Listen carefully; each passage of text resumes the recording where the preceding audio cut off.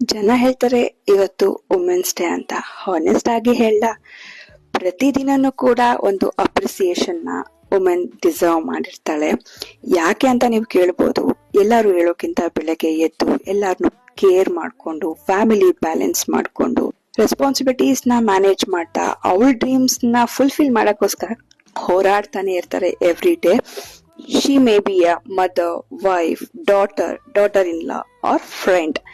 Behind every role, she is a strong and beautiful woman.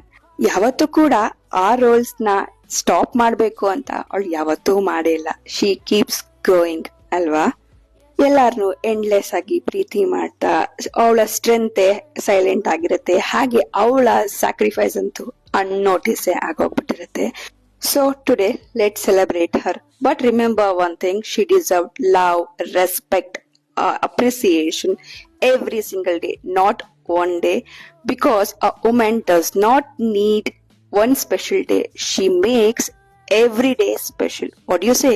Let me know in the comments.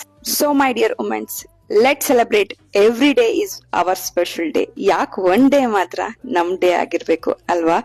ಯಾರು appreciate ಮಾಡ್ಲಿ ಬಿಡ್ಲಿ, ನಾವು ಮಾತ್ರ ನಮ್ಮನ್ನ ಅಪ್ರಿಶಿಯೇಟ್ ಮಾಡ್ಕೊಂಡು ಜೀವನ ಮಾಡೋಣ.